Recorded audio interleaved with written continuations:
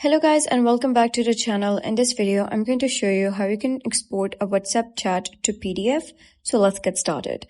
For this method, you need two devices. One will be your phone and the other will be laptop. You cannot do it without that. So first of all, you gotta open WhatsApp and then open that specific chat that you wish to export. Then you gotta click on the name of the person at the top and you will be redirected to contact info. You're going to scroll down and click on export chat. After that, you're going to select whether you want to export the chat with media or without. So click on without media, let's say. After the chats are exported, you'll be able to see a zip archive. So what you got to do is send this zip archive to yourself. And once you do so, you're going to open your WhatsApp web and you'll be able to see that zip archive in your chat.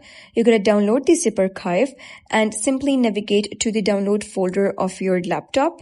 Now you can see that this is the zip archive. You're going to right click on that, click on extract all and simply extract.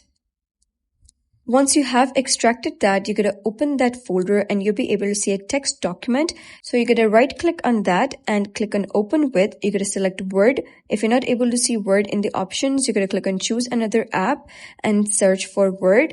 So you're going to open it as Word. You can either select always or just once. I'm going to click on just once. So once the text document is opened in Word, you're going to click on File at the top left, click on Save As and click on Browse. After that, you're going to select the place where you wish to save the PDF, give the file a name, click on Save as Type, Plain Text, and here you're going to select PDF from the menu. And here you're going to select PDF from the options. After that, you're going to simply click on Save. And that's it. That was how you can export WhatsApp chat to PDF.